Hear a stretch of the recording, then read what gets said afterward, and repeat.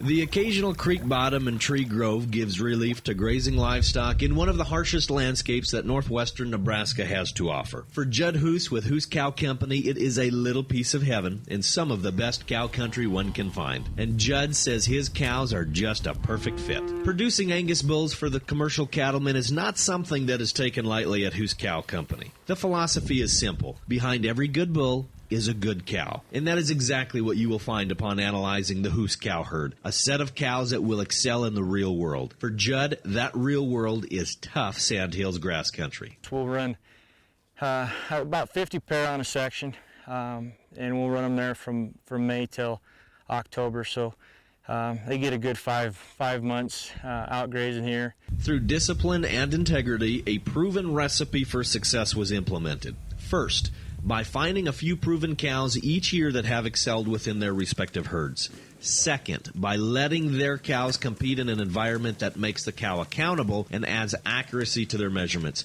with no creep-fed calves. And finally, culling the cows that don't work and mass-produce the ones that do. The Hooscow calving period starts the 1st of February and wraps up around the 1st of April. After AI season, the cattle are moved here, 20 miles from the main ranch. October weaned calves are brought back to the ranch while the cows stay out on pasture until the 1st of December. We'll move them back home, back to our house where we calve the cows in December.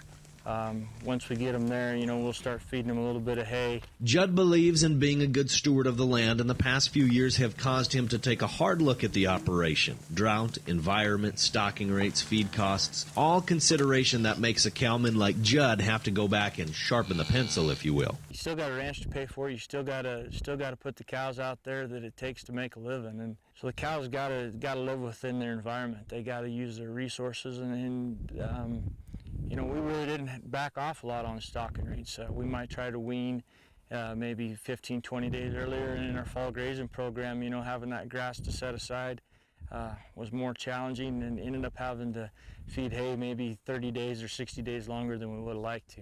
But I guess my philosophy is the guy's got to try to position himself to take advantage of the good years and still make it through the bad years, and let the good years be as cheap as they can, and try to avoid going broke when you have a disastrous drought. And